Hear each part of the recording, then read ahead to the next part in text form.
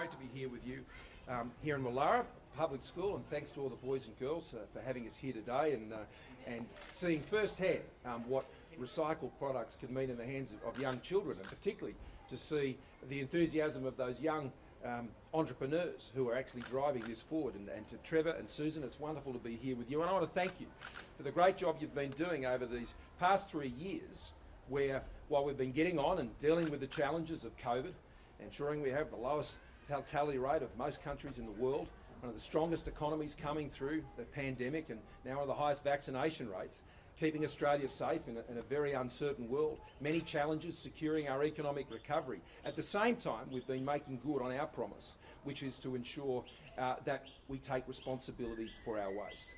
I said 3 years ago, our waste, our responsibility. The export ban on our plastic waste. I grew up by the beach, and I know what it was like. Back in my day, when I used to swim at the beaches not too far from here, the surf report wasn't just about what the waves were, it was what was in the waves. And since that time, there's been so much progress that has been made. And getting plastics out of the ocean is one of our big challenges, as we see that, the plastic islands that it sits floating across our great blue Pacific. It's one of the most regular issues raised with me by leaders in Southeast Asia, and as well as our Pacific family.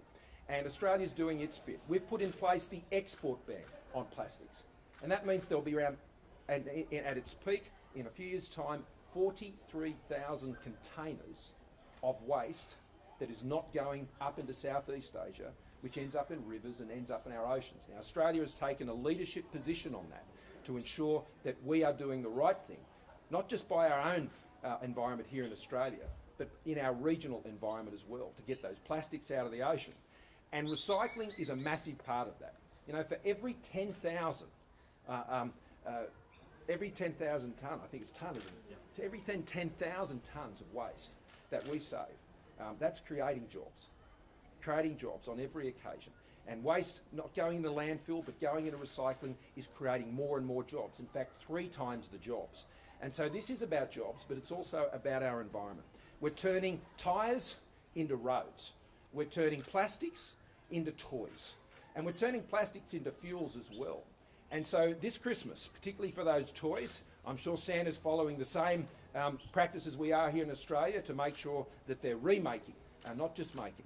And that ReMade in Australia is a brand that we really want you to look for, because it's looking after our oceans, it's looking after our waterways, it's keeping things out of landfill, and it's actually protecting our local environment, whether it's here in Wentworth or down in my local electorate, down there in southern Sydney, or up in Brisbane, or down there on the Murray, or wherever you happen to be. Remaking in Australia. Australia is taking a leadership position. We've put $190 million in fostering our recycling industry here in Australia. 76 projects specifically, which Trevor can talk about. We've attracted $600 million of private and other investment into these facilities, waste management, processing, all of these, and it's creating jobs, and it's innovation as well, using our best scientists to make sure that we can remake in Australia.